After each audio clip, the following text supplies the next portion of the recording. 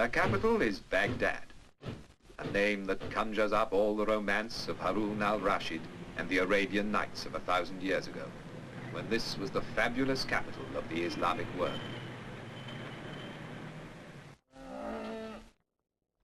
The tempo of an age-old way of life contrasts with the swifter rhythm of the new.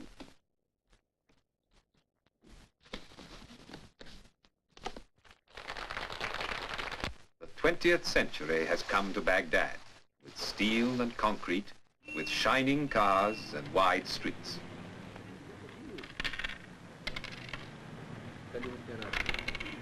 But the people of Iraq hold on to the best of their old traditions. In the bazaars, you can see and hear them carrying on the art and exquisite craftsmanship that has been their pride for hundreds of years.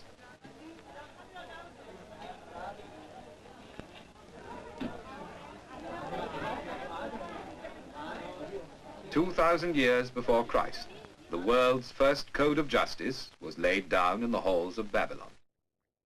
Today, in Baghdad, a modern police force upholds the laws of a sovereign state.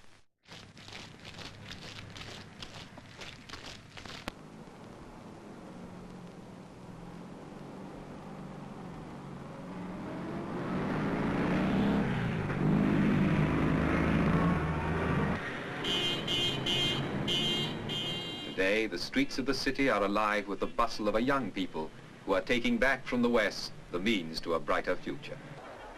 And in their enjoyment of sport, the same is true.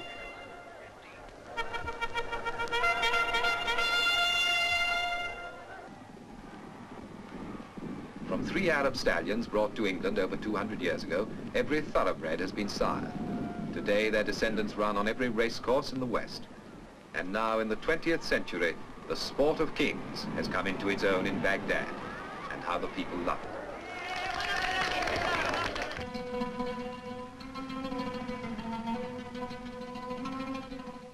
For the people of Iraq, the waters of the 2 great rivers, Tigris and Euphrates, are indeed the waters of life. All through history, this land has drawn its food, its whole existence, from these 2 waterways. Between the twin rivers, so legend says, was the world's first garden, the Garden of Eden. And here there is still the miracle of the water.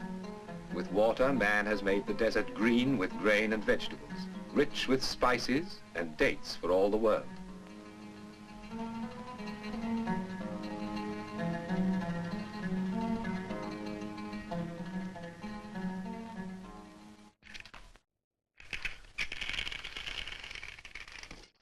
Without the water of the 2 great rivers, and without the skill that makes them serve the land, much of Iraq would be a desert.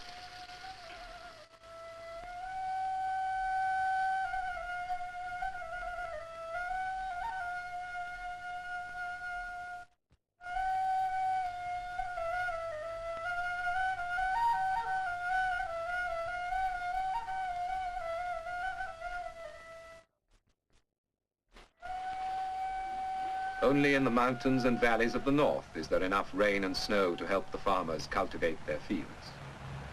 Here, the life of the Kurdish tribes, farmers and hunters all, still follows an age-old pattern set by the sun and the changing seasons. When you visit one of their villages, you begin to remember Jacob and his flocks, and Rebecca at the well.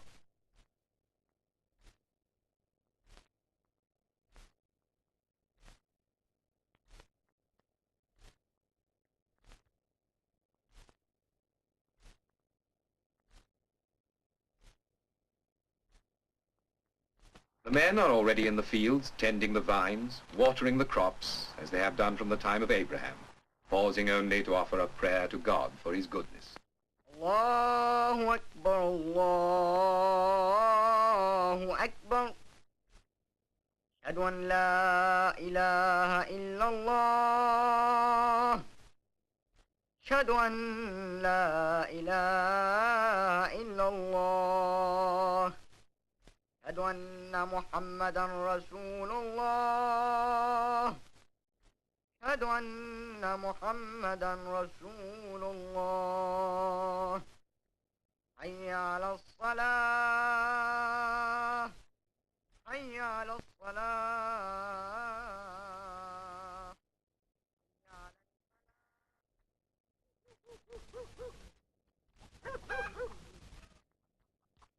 In Iraq, as in every land, the housewife's work is never done.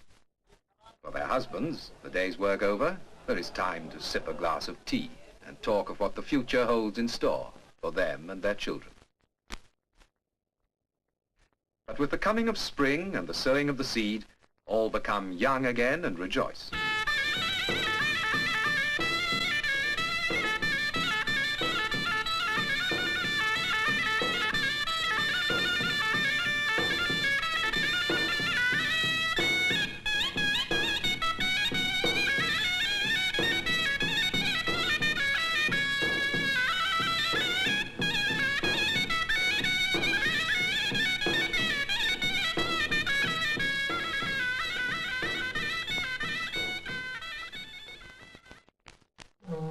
From the cool mountains of the north, where the waters rise, down across the central plains to the burning heat of the Persian Gulf, where the twin rivers join in the Shatt al-Arab.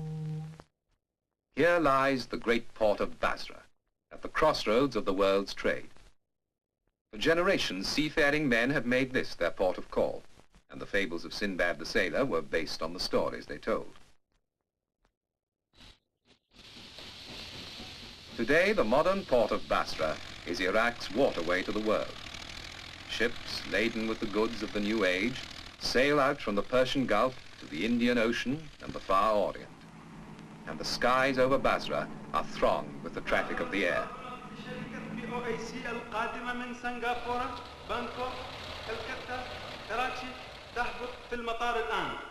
Now I have your attention, please. The OAC announced the arrival of Arnold Flight 785 from Singapore, Bangkok.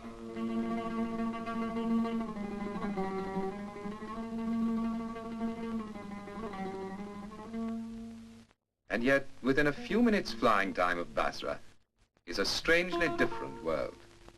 You're back in another age. Here, amid lakes and marshes, water has created a way of life all its own.